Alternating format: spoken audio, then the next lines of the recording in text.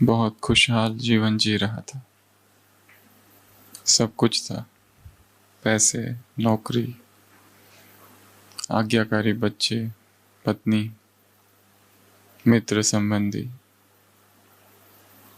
ऐसा कुछ नहीं था जिसकी कमी थी। फिर भी जब जब किसी सत्संग में जाकर बैठता था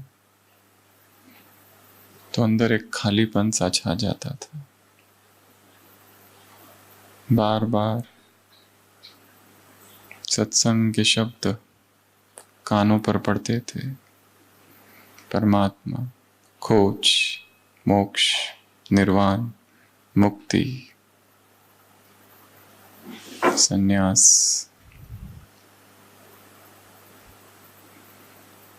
और जब जब घर आकर टीवी चैनल्स खोलता था तो वही सब बातें दोहराई जाती थी। यहाँ का आश्रम, वहाँ का आश्रम। प्रवचन सुनते रहता था और प्रवचन सुनते सुनते उस व्यक्ति के मन में वैराग भाव प्रकट हुआ और वो वैराग धीरे धीरे बढ़ता गया। संसार की सभी वस्तुएं, चीजें व्यर्थ दिखाई देने लगी।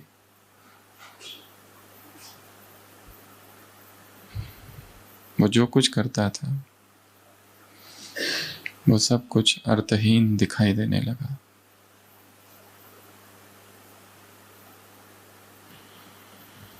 और एक दिन वो निर्णय कर लेता है कि मुझे इस संसार का त्याग करना है और संन्यास लेना है।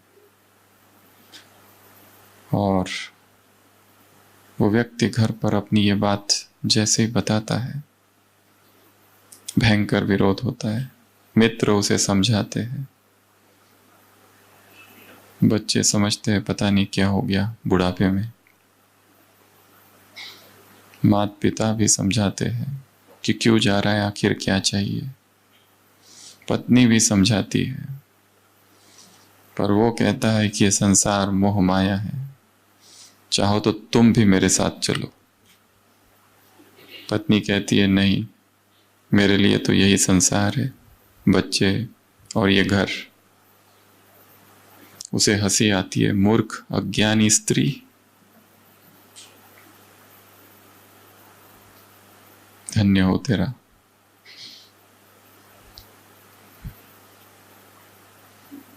और वैरागी मन को जितना भी रोको, वैराग और दृढ़ होता है और बढ़ता है। आखिरकार सभी कोशिशें व्यर्थ हुई और वो निकल पड़ा। कई जगह गया, बनारस गया, हरिद्वार गया, ऋषिकेश गया, भिन्न भिन्न स्थानों पर गया। पर वहां जाकर उसे नई बात पता चली कि जिस आश्रमों में रहना पड़ता है वहां पर खुद का खर्चा खुद करना पड़ता है। वो तो अच्छा था, वो अपना एटीएम कार्ड साथ में लेके आया था।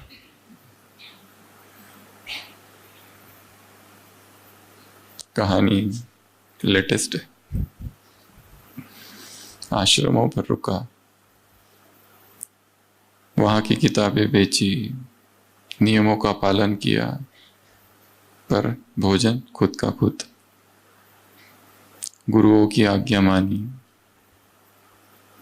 कई आश्रम बदले और कहीं कहीं पर उसने देखा वो आश्रम केवल नाम के है, वो वास्तव में राजनीतिक संगठन थे।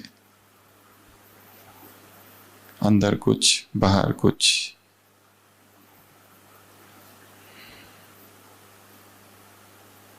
राम कथाएं सुनी, पर देखा कि जो सुना रहे हैं उनके बोल में और उनके कर्म में अंतर है। और उसने देखा कि यहाँ भी वही झूठ है, यहाँ वही पाखंड है। और फिर वो सोचता है अच्छा हुआ कि दूर हिमालय में चला जाऊं, क्योंकि उसकी प्यास ईश्वर को पाने की थी। और वो यहाँ देखता है ईश्वर ये लक्ष्य तो भूल ही गया है। लोग आश्रमों में रहते हैं परंतु कुछ और कर रहे हैं। तपस्या तो खो गई है। तपस्या जो करनी चाहिए वो हो ही नहीं रही है। तपस्या के नाम पर प्रचार और प्रसार मात्र हो रहा है। हिमालय पर जाता है और हिमालय के एक आश्रम में रुकने लगता है। भव्य आश्रम है, असंख्य सन्यासी है, छोटी आयु से लेकर बड़ी आयु तक वहां रहने लगता है। अपना भोजन खुद बनाता है, खाता है। और एक दिन वहां एक छोटा सा बच्चा होता है, वो भी सन्यास लेने वहां आया हुआ है। उसे देखकर उसे आश्चर्य होता है। उस बच्चे से पूछता है, तुम यहाँ क्यों आए? वो बच्चा रोने लगता है, कहता है, मेरी माँ मर गई, मेरे पिताजी मुझे यहाँ छोड़ गए, मुझे अपनी मम्मी के पास जाना है, पर यहाँ मुझे कोई जाने नहीं देते। यहाँ सब लोग बातें करते हैं ईश्वर ईश्वर की, परंतु मुझे कुछ समझ नहीं आता है, मुझे वापस घर जाना है। उस व्यक्ति को आश्चर्य लगता है, ये क्या चल रहा है। एक युवा होता है, ब्रह्मचारी। उस ब्रह्मचारी को देखकर यह व्यक्ति पूछता है कि तुम इस उम्र में इतना त्याग, इतनी प्यास परमात्मा को पाने की, तुम संसार छोड़कर यहां आ गए, जंगलों में, इस पहाड़ों पर। वो युवा कहता है कि आप शादीशुदा हो? वो कहते हैं हाँ। वो कहता है, मैंने सुना है स्त्री नरक का द्वार है, पर मुझे अनुभव करना था। शादी की बड़ी तीव्र कामना है, पर परिस्थितियां ऐसी आई कि सन्यास लेना पड़ा और यहां सन्यासी बन गया। पर अवसर मिला तो जरूर लौट जाऊंगा। उस आश्रम के जो मुख्य है, 60 वर्ष उनकी उम्र, प्रकांड पंडित है, ज्ञानी है, वेद उपनिषद कंठ है। उनसे वो पूछता है, आपका क्या अनुभव है, आप कैसे सन्यासी बने? वो कहता है, पत्नी जो थी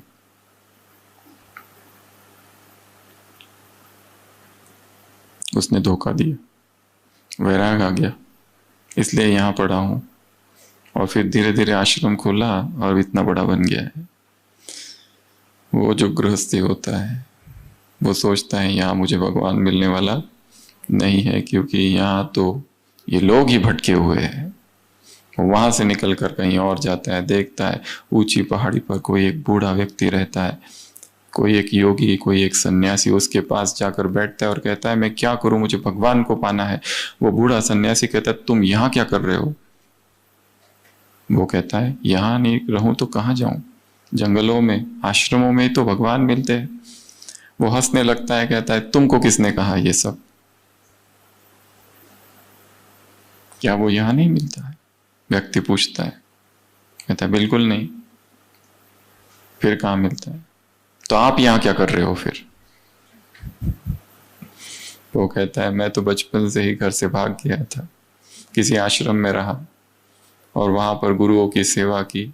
बाद में गुरु चले गए, मुझे छोड़ गए। अब मैं अकेला रहता हूँ और अकेले रहने की आदत सी पड़ गई है और मौन में रहता हूँ। नीचे गांव में जाता हूँ, भिक्षा मांगता हूँ, थोड़ी बहुत सेवा करता हूँ, फिर चुपचाप अपनी साधना करता हूँ, मंत्र जाप करता हूँ।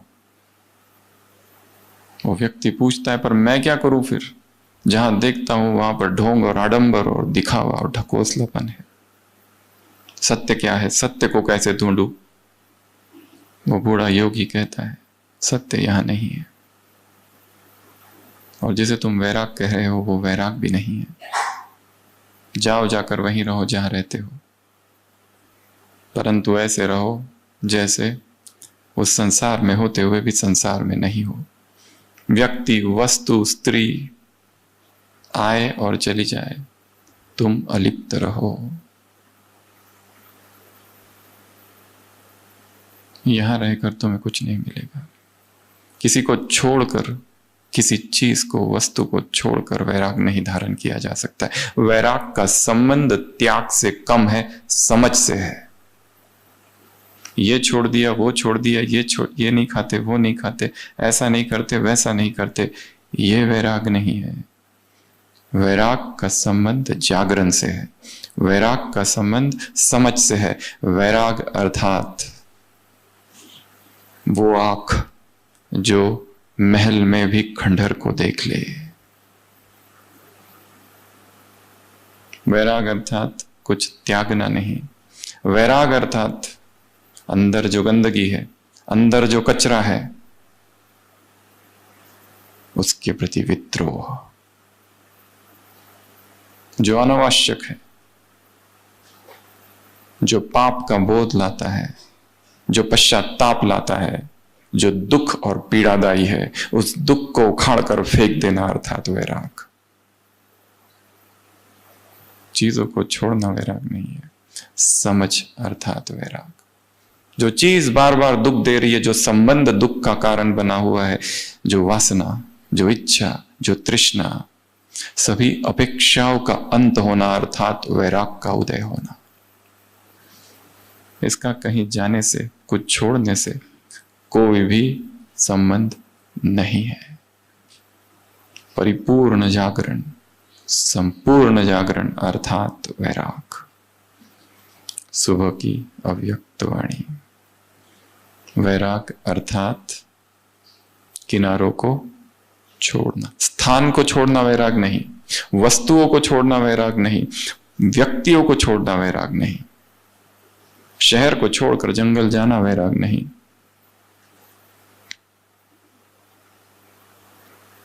किनारों को छोड़ना, क्योंकि किनारों को क्या कर दिया गया है? अपना क्या बना रखा है? सहारा। किनारे छूटते जाए। मुरली में बाबा ने कहा, किनारों की लिस्ट अगली बार बताएंगे। और क्या अगली बार बताएंगे? और एक चीज है जो अगली बार बताएंगे, खेल। बच्चे क्या क्या खेल करते हैं वो अगली बार बताएंगे। और किनारे कौन कौन से है उसकी लिस्ट अगली बार। तो इंतजार करते रहोगे उसके लिए या खुद निकालोगे? खुद निकालना है। तो भट्टी का आज आरंभ भी समझो और लक्ष्य मिल चुका है, वैराग। किनारों को छोड़ देना। कौन से किनारे छोड़ने हैं? अगले 3 दिन अपने ही अंतर मन में प्रवेश।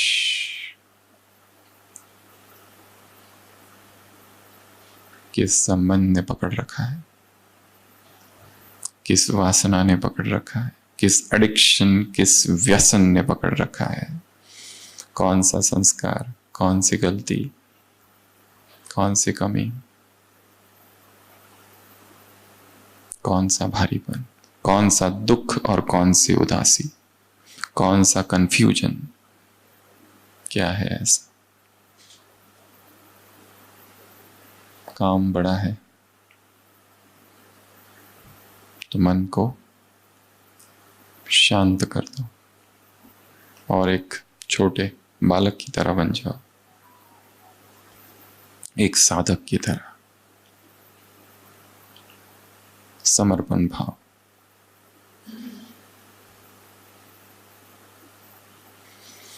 तो आज सुबह की व्यक्त वाणी कौन किससे मिल रहा है?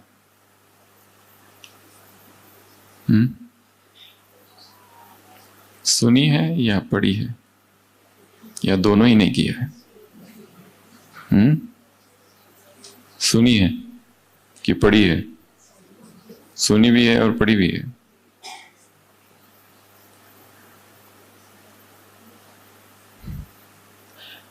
केवल सुनने सुनाने से कुछ नहीं होगा, मुरली में ही है आज। करना होगा। इसमें पहले मैं, माया के वश होने में पहले मैं नहीं। तो पूरी मुरली तपस्या पर है। इस तपस्या की हम आज के इस सत्र में मुरली के आधार से 16 बिंदु देखेंगे।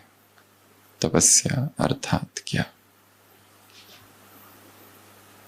सबसे पहला, तपस्वी वो जो स्नेह के पुष्प अर्पित करे। बाबा ने कौन सा दृश्य देखा आते ही? ऐसा दृश्य जो और कोई देख नहीं सकता, ऐसा दृश्य जो केवल बाप जानते हैं और बच्चे जानते हैं। सबसे प्रथम दृश्य है कि आत्माओं के हृदय से क्या निकल रहा है? स्नेह के पुष्प अर्पित हो रहे हैं, स्नेह के पुष्पों की वर्षा। तो अगले 3 दिन ये अभ्यास बहुत अच्छा है कि जहां मैं मधुबन में घूम रहा हूं, चल रहा हूं, मुझ पर क्या हो रही है? स्नेह के पुष्पों की वर्षा। कौन डाल रहा है? ऊपर से भगवान। कितना सुहावना दृश्य है और कितनी सूक्ष्म और सुखद अनुभूति है। जहां मैं चल रहा हूं वहां स्नेह के पुष्प। देखो गिर रहे क्या?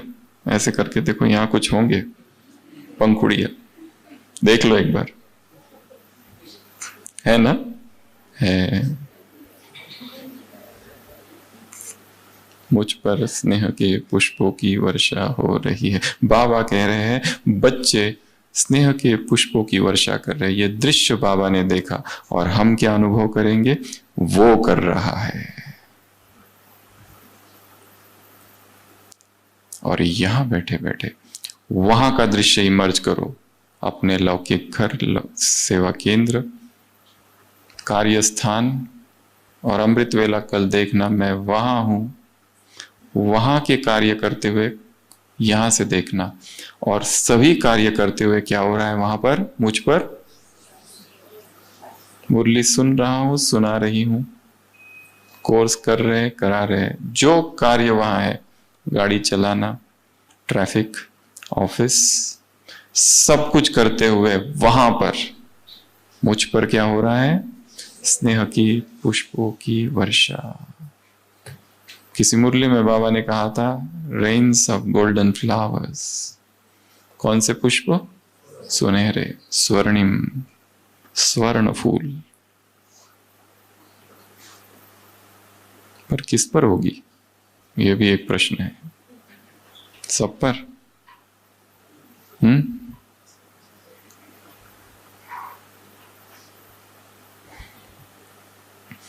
पार्टियों से मुलाकात,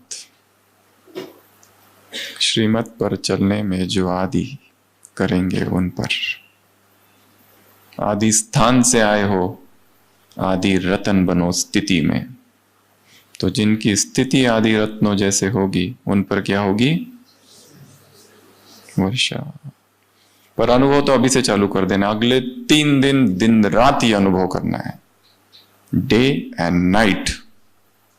उठो तो बिस्तर पर देखना ये फूल किसने डाले,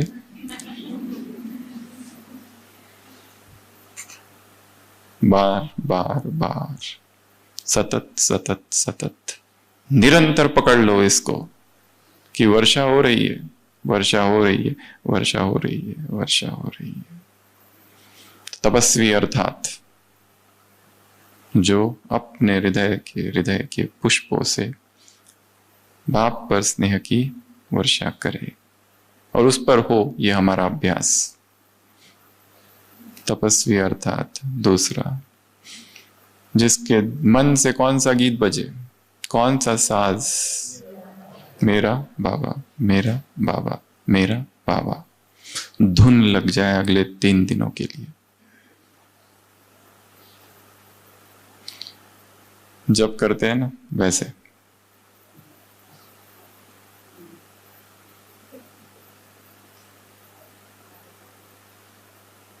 गीत गाते रहना अंदर ही अंदर अंदर अंदर अंदर।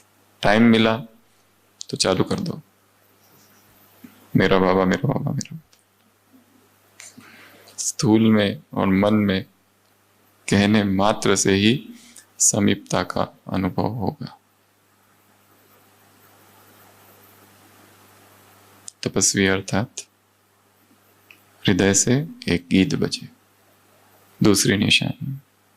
तीसरी तपस्वी आत्मा अर्थात तपस्या अर्थात दीप जले। कौन सा? कौन सा? मुरली सुनी है ना?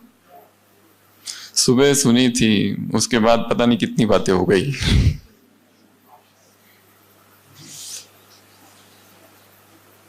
कौन से दीप? ये मिलन जो है उसकी शुभ आशाओं के दीप, अर्थात निरंतर मिलन हो रहा है।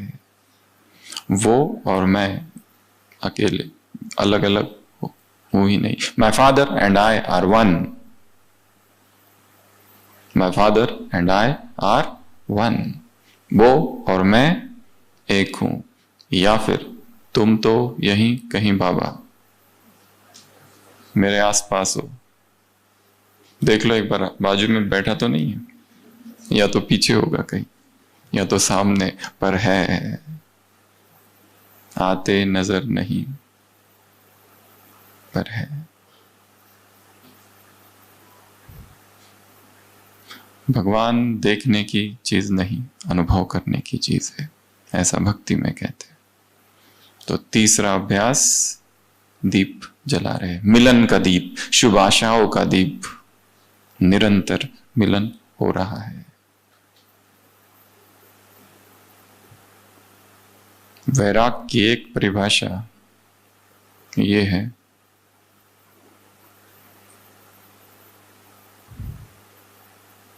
दूसरों पर जो बुद्धि टिकी हुई है वहां से वो हट जाए, अर्थात वैराग।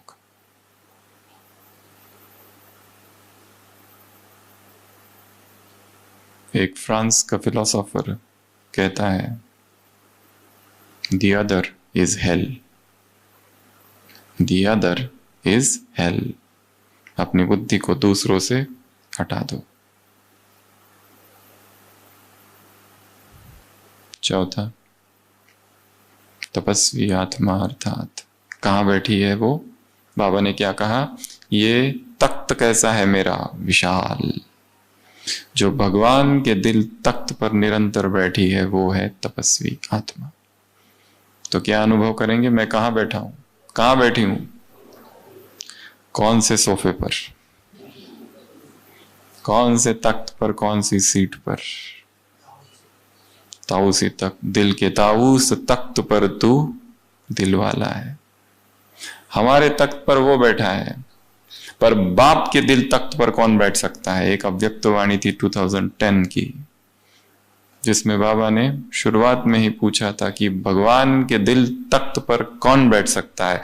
उत्तर था बाबा का, जिसने बाप को अपने दिल तख्त पर बिठाया है वही बैठ सकता है। और भगवान का जो दिल तख्त है कैसा है? बहुत प्योर, बहुत ज्यादा पवित्र, जिसमें जितनी प्यूरिटी की पावर होगी वही उस तख्त पर बैठ सकते हैं। बाकी सब फिसल जाएंगे क्योंकि बहुत स्लीपरी है।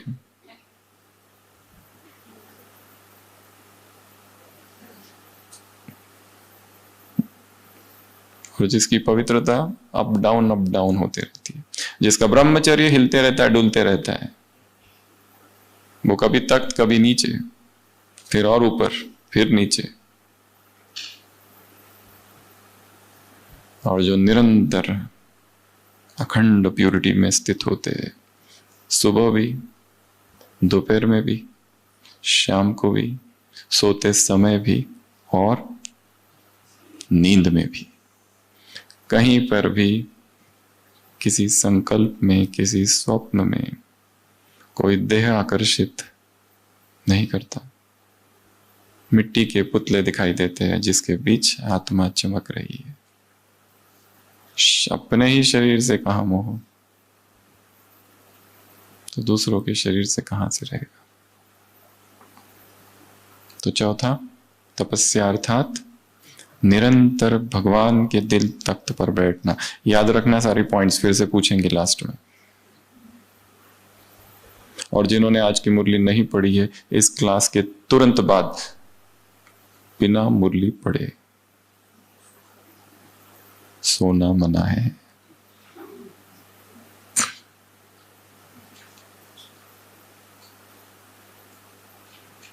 जो पॉइंट्स बता रहे वो वास्तव में है या नहीं, कंफर्म भी कर लेना ना।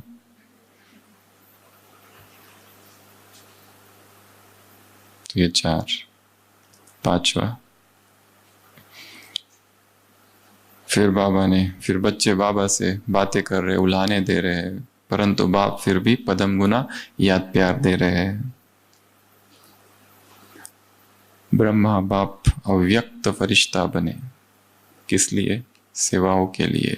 परंतु आज अव्यक्त से व्यक्त हुए, तो यदि बाप से प्यार है तो तुम्हें क्या करना है? व्यक्त से अव्यक्त बनना। ये है स्नेह का रिटर्न। बाप अव्यक्त क्यों बने? आप समान बनाने के लिए। तो पांचवा, तपस्वी अर्थात ब्रह्मा बाप समान, जो व्यक्त से अव्यक्त बने। और अव्यक्त बनने के लिए 2 काम करने हैं जो भट्टी में आए हैं। तीसरा है वो बाद में बताएंगे। पहला, क्लास के तुरंत बाद जिससे बातें करनी है कर लो, और मोबाइल स्विच ऑफ। कब खुलेगा? भट्टी का जब लास्ट सेशन होगा उसके बाद। कोई भी इलेक्ट्रॉनिक्स अगले 3 दिन हमारे शरीर को स्पर्श ना करे, ठीक है? बड़ा भारी काम है ये, पर 3 ही तो दिन के लिए आए हैं और बहुत कुछ लेकर जाना है। जो प्रशासन में है, जिन्हें प्रबंध करना है, उनकी बात अलग, वो 1-2 लोग, वो बहनें, पर बाकी सभी जिससे बात करनी है कर लो, बाकी संसार से connection cut off, no contact, किसी से भी नहीं। दूसरा काम, आपस में बातचीत बंद, कोई शेयरिंग ऑफ एक्सपीरियंस नहीं। जब बोला जाएगा यहां आकर शेयर करो, उस दिन शेयर करना लास्ट, तब तक कुछ नहीं। बोलते बोलते तपस्या नहीं होती है। हाँ, जो केवल मनोरंजन के लिए आए हैं, जो केवल घूमने के लिए आए हैं, उनके लिए ठीक है, जो करना है करो। पर हाँ, यदि कोई दूसरा गंभीर साधक यदि तपस्या कर रहा है और गंभीरता से कर रहा है, तो उसकी तपस्या बोलकर भंग नहीं करनी है। कम से कम ये पुण्य तो करो। ये बड़ा काम है। चुप, जितना हो सके मौन। बिना मौन के कोई तपस्या नहीं हो सकती। खाना खा रहे, थोड़ा बोलना पड़े, धीमी आवाज में और कम, पर लक्ष्य रखो 100% मौन का। तो कहाँ थे हम? पांचवा, अव्यक्त अर्थात व्यक्त नहीं, बोलना व्यक्त भाव है। छठवा, मुरली में बाबा ने कहा, बेहद तपस्या का मुख्य आधार या मुख्य साधन है बेहद का वैराग। और वैराग की परिभाषा आज की मुरली से किनारे छोड़ना। तो कल सारे दिन भर ये काम करना है। मेरे जीवन में मैंने कौन से किनारे पकड़ रखे? वो किनारा व्यक्ति हो सकता है, वस्तु हो सकता है, वैभव, पैसा, कोई याद, कोई भोग, कोई वासना, कोई इच्छा, कोई तृष्णा, कोई अपेक्षा, कोई एक्सपेक्टेशन, कोई एम्बिशन, कुछ भी हो सकता है। उसको आइडेंटिफाई करना है, उस बात को आइडेंटिफाई करना है जो मेरे और भगवान के बीच है। वैराग अर्थात वो हर बात को उखाड़ कर फेंक देना जो उसकी और मेरे बीच आ रही है। तो छठवा, तपस्वी आत्मा कैसी होगी? वैरागी। आंख कहीं ना डूबे, सारी वस्तुएं संसार की देखते हुए ऐसे देखो कि जैसे आ रही है और जा रही है, अनित्यता।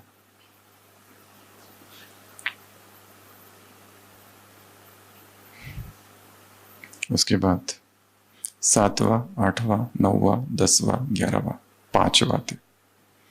तपस्या अर्थात एक का बनना, अर्थात एक नामी। तपस्या अर्थात एकाग्र।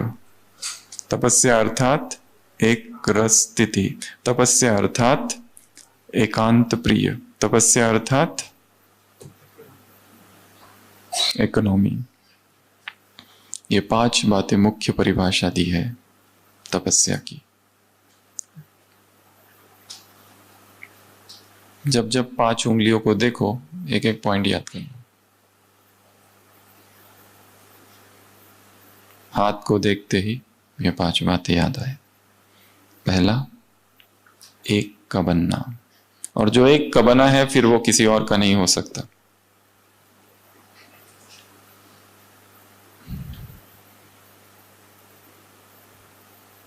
मन और शरीर एक को दिया है, एक का। दूसरा, एकाग्र। एकाग्रता तभी आती है जब हम फोकस हो जाते हैं। सुबह सुना रहे थे, बाबा ने एक बार, शिव बाबा ने एक बार प्रोग्राम दिया था कुछ भाइयों को मधुबन में। 3-4 भाई, जगदीश भाई थे, ओम प्रकाश भाई थे, और 1-2 भाई थे। 3 दिन का, 3 दिन एक ही कमरे में रहना, 3 दिन मौन, आपस में भी किसी से बात नहीं करना, 3 दिन फलाहार, और 3 दिन परमधाम शिव बाबा को याद करते रहना। ये 3 दिन का प्रोग्राम कभी दिया था भाइयों को बाबा ने। और ऐसे छोटी छोटी भट्टियां कंटिन्यूअस होती रहती थी शुरुआत में। तब सेवा इतनी नहीं थी तो नॉन स्टॉप भट्टियां। अभी सेवाओं का विस्तार बहुत है, परंतु उस विस्तार में से भी अभी समय मिला है ये 3 दिन का, तो जितना हो सके गंभीरता से साधना करनी है। यहाँ क्या हो रहा है, वहां क्या हो रहा है, इससे बात करो, उससे बात करो, इधर मिलूं, उधर मिलूं, मधुबन में आए हैं तो ढेर सारे काम करके जाऊं, तपस्या रह जाएगी। और यहां से जब जाएंगे तो केवल याद रहेगी बहुत अच्छी भट्टी हुई थी, सब मिले थे, बहुत खुशी हुई थी, बस। परिवर्तन नहीं होगा। परिवर्तन बड़ी गहरी साधना है। तो ये 5 बातें, एक रस, एकाग्र मन बुद्धि, फिर एक रस स्थिति। 3 दिन का भी अगर मन को एकाग्र करने का अभ्यास और एक रस रखने का अभ्यास करो तो यह अभ्यास कई दिन चलेगा। 3 दिन यदि कर लिया तो कई दिन चलेगा। जहां जहां संसार में मन जाए वापस उधर लाओ इसको।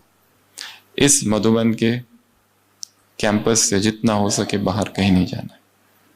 कहीं पिकनिक के लिए जाते हैं बाबा पहाड़ी, वो अलग बात है, पर इधर उधर घूमने के लिए व्यर्थ से में कहीं नहीं जाना है।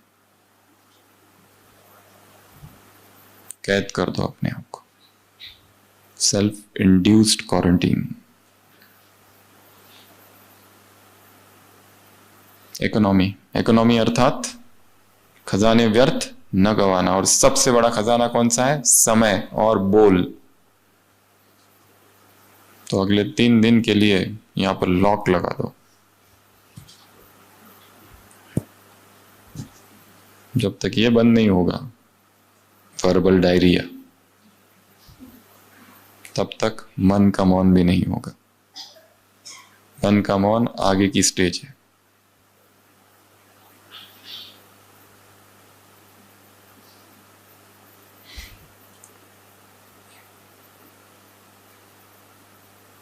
इकोनॉमी, एक रस, एकाग्र, इकोनॉमी, एक नामी, और 5वां एकांत। अगले 3 दिन सोचो कि मेरे अतिरिक्त यहां और कोई भी नहीं है। सन्नाटा। और जितना हो सके डाउनकास्ट आइज, आइज नीचे। आंखें जहां जाती है एनर्जी वहां फ्लो करती है। जिसको जहां जहां आंखें जाती है वहां क्या होती है? ऊर्जा भागती है। wherever eyes goes energy flows.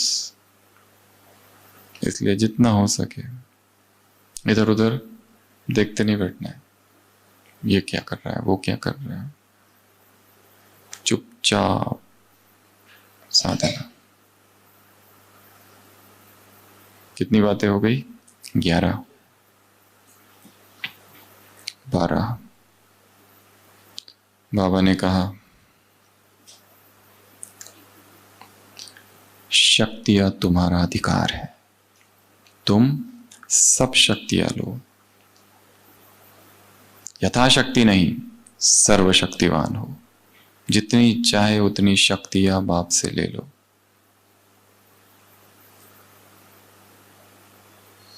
अधिकार है। तो सारे योग के प्रयोग में क्या करना है कि मुझ में शक्तियां आ रही है, मैं शक्तिशाली हो रहा हूं। यह अभ्यास केवल यहां और मेडिटेशन में बैठते समय नहीं, चलते फिरते, कुटिया में जा रहे, शांति स्तंभ पर जा रहे, जहां जा रहे हैं फूलों की वर्षा हो रही है और मैं शक्तिशाली हो रहा हूं। मेरी शक्तियां बढ़ रही है, मेरा संयम बढ़ रहा है, मेरा ब्रह्मचर्य बढ़ रहा है, मेरी पवित्रता बढ़ रही है, मेरी सहन शक्ति बढ़ रही है। मैं मास्टर सर्वशक्तिवान हूं। आज तो बाबा ने मास्टर भी नहीं लगाया, डायरेक्ट कहा कि तुम सर्वशक्तिवान हो, तुम सर्वशक्तिवान हो। 12th point. और इसमें यह भी कहा अपना प्रोग्राम बना। प्रोग्राम है इसलिए कर रहे हो या दिल के उमंग से कर रहे हो? यहां आए हैं, जबरदस्ती उठना पड़ता है, करना पड़ता है, नहीं तो टीचर बहन जी हमारी प्रेजेंट एब्सेंट लगा देगी। दिल से कर रहे हो या प्रोग्राम है इसलिए कर रहे हो? दिल से।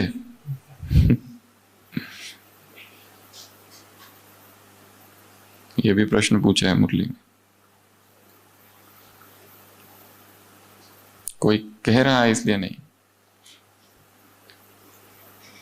भट्टी करने के लिए आना पड़ता है, अर्थात जीवन में भट्टी नहीं हो रही है।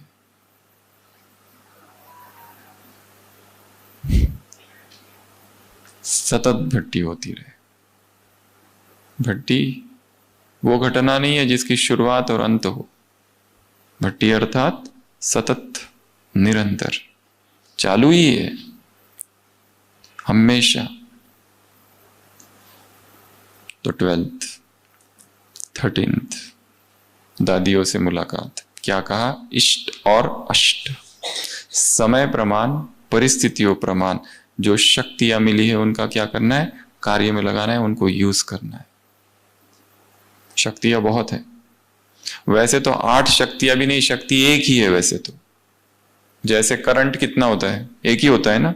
पर वही करंट जब फैन से बहता है तो पंखा घूमता है और हवा मिलती है।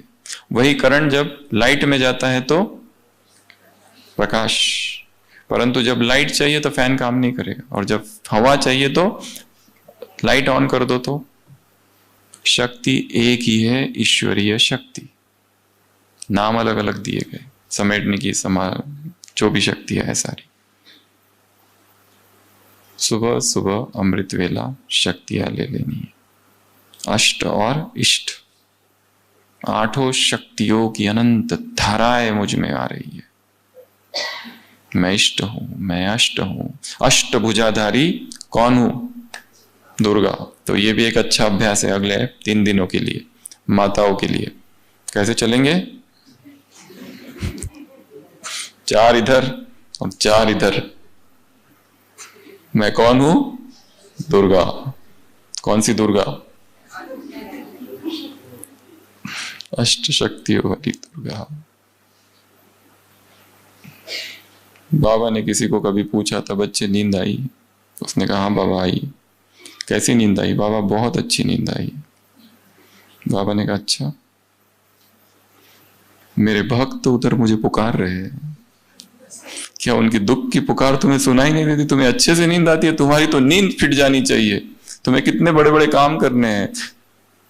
मैं अष्टभुजाधारी दुर्गा हूं, शेर पर सवार दुर्गा हूं।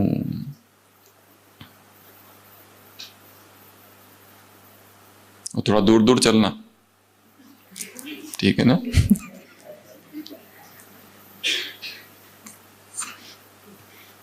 अंग से अंग न लगे, दूर हो जाओ। अभी भी जो बैठे हैं, अंग से अंग न लगे। स्पर्श लगते ही प्रकंपन आते हैं। योगी अकेला ही बैठता है।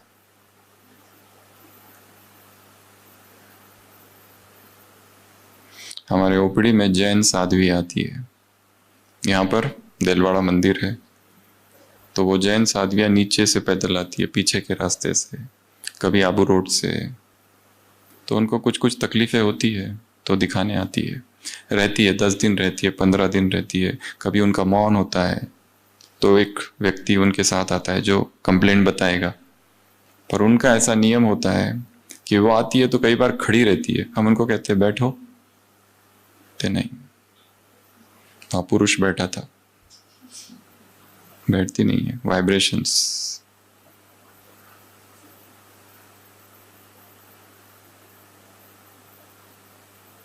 ऐसे नहीं बैठ जाती है कहीं पर। उनके नियम बहुत पक्के हैं। एडमिट भी होती है तो कई बार हमने देखा, जब एडमिट होती है बिस्तर पर नहीं, नीचे सोते हैं। उनके बहुत सारे नियम होते हैं। तो वो अपनी धारणाओं पर कितने पक्के हैं। बाल निकालते हैं अपने हाथों से, एक एक, जोर से। कैंची यूज नहीं कर सकते।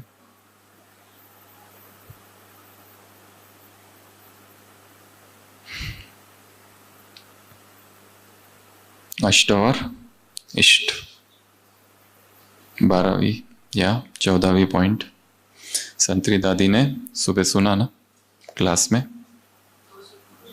गोसुन कम सुन दादी। बाबा ने शरीर छोड़ा अपने कमरे में, मम्मा ने शरीर छोड़ा अपने कमरे में। न हॉस्पिटल, न line, tube, drain, tubes, ventilator, कुछ नहीं। संतरी दादी ने शरीर छोड़ा, जशोदा मैया ने शरीर छोड़ा, मुरली सुनते सुनते। बाबा ने कहा अच्छा है, एवर रेडी हो, या जिज्ञासु याद आएगा या सेवा केंद्र याद आएगा? कोई याद नहीं आया।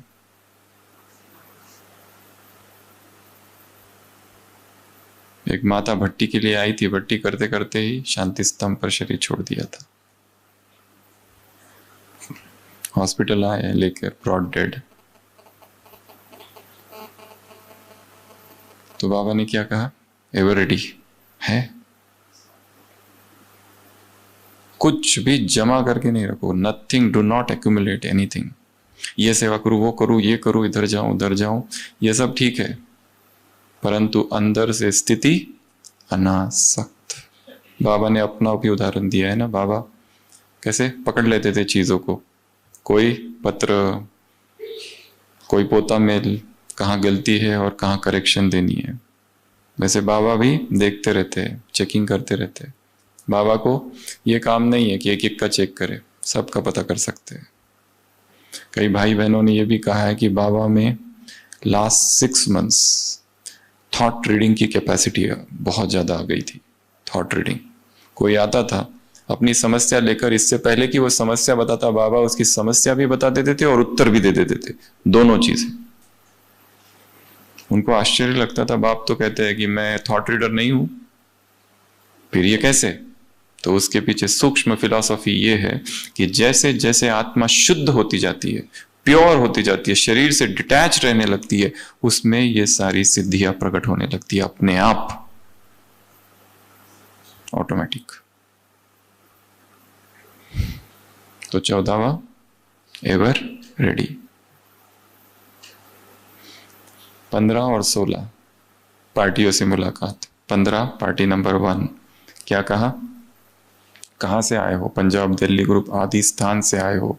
आदि स्थिति में भी आदि रतन हो। स्थिति में भी क्या हो? आदि रतन। क्योंकि आदि स्थान से आए हो, और आदि रतन अर्थात श्रीमत में आदि होकर चलने वाले।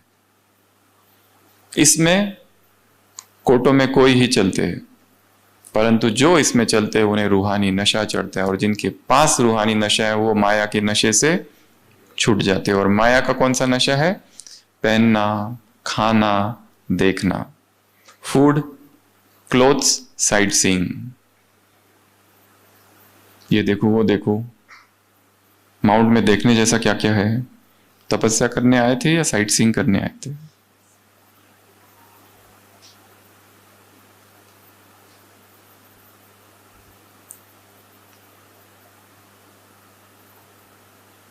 वैराग अर्थात महल में भी खंडर को देख लेना।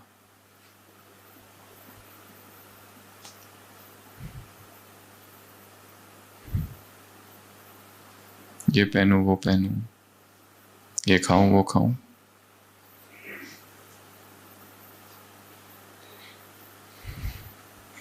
पहले मैं, जो पहल करता है उसे पदम मिलते हैं।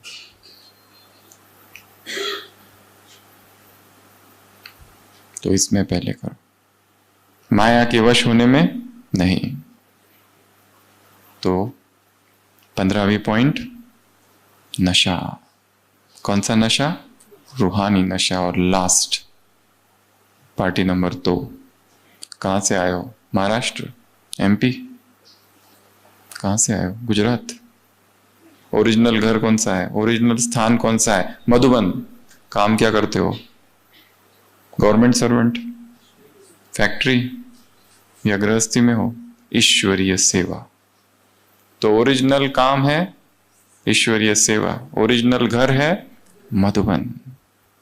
इसको नहीं भूलना। और क्या कहा यहां पर बाबा ने? एक बहुत अच्छी बात कही है। माता क्या कहती है? हमारे घर वाले कैसे हैं? पक्के रावण। तो बाबा ने क्या कहा? क्या करो उनसे? लड़ाई करो। शुभ भावना शुभ कामना की अंजलि दो। ये बहुत प्रैक्टिकल और बहुत पावरफुल पॉइंट है। और ये याद 3 दिन करके जाना है यहां से। कैसा भी हो, परंतु शुभ भावना देना है, क्योंकि तुम कौन हो? दाता के बच्चे हो। बाबा ने इतना खजाना दिया, पर किसी ने लिया, किसी ने यथाशक्ति लिया। बाप कभी कहते हैं मैं नहीं दूंगा? तो तुम कौन हो? देने वाले। अपना देवदाई ड्रेस क्या किया है? धुलाई, प्रेस, सिलाई सब करके रखा हुआ है ना? देना। तो यहां बैठकर रोज अपने सारे लौकिक रिश्तेदारों को इमर्ज करो। एक, यहां बैठे उन सभी आत्माओं को इमर्ज करो जिनके साथ हिसाब किताब चल रहा है।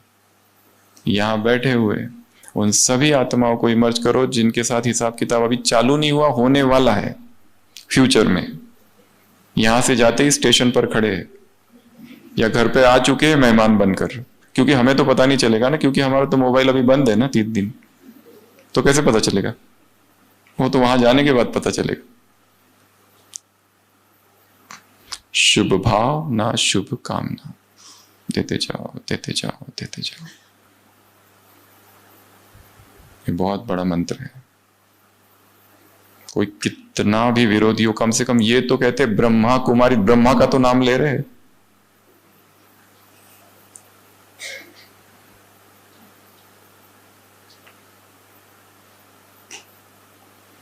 पॉइंट नंबर 1,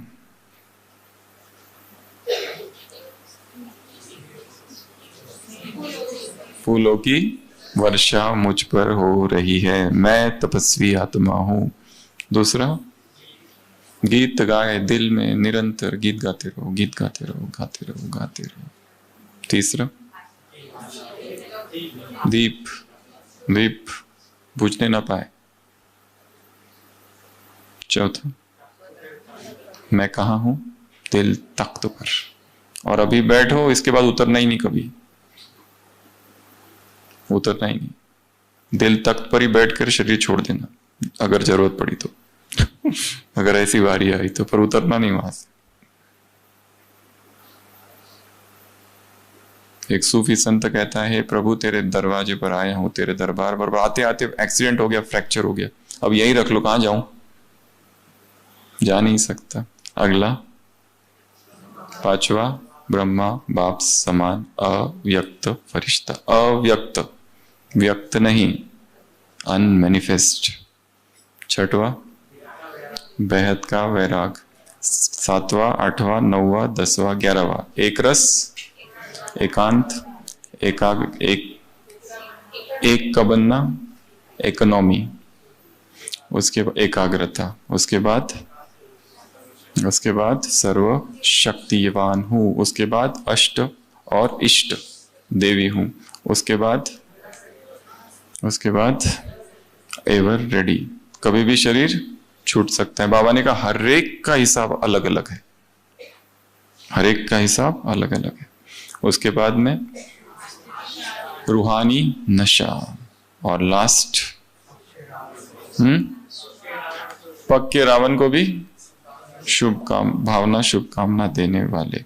ऐसे पक्के रावण को भी शुभ भावना शुभ कामना देने वाली आत्माओं को, ऐसे सर्वस्नेही आत्माओं को, ऐसे बेहद के वैरागी आत्माओं को, ऐसे तपस्वी आत्माओं को, ऐसे सिलाई धुलाई और प्रेस कर अपना कपड़ा देवताई ड्रेस सामने रखने वाली आत्माओं को, ऐसे सर्वशक्तिवान आत्माओं को, ऐसे ब्रह्म मुहूर्त में शरीर छोड़ने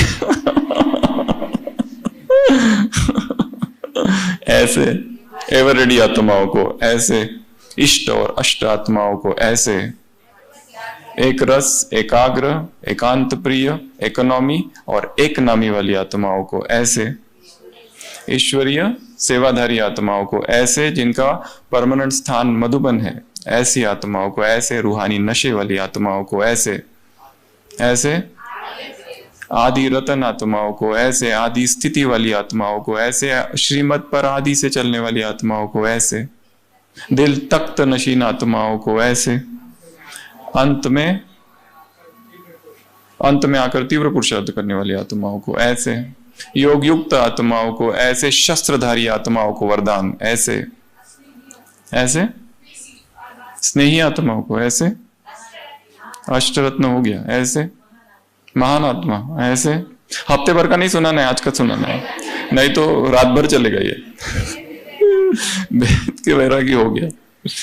तो ऐसे ढेर सारे समान वाली आत्माओं को बाप दादा का याद प्यार, गुड नाइट और नमस्ते। हम रूहानी बच्चों की रूहानी बाप दादा को याद प्यार, गुड नाइट और नमस्ते। ओम शांति।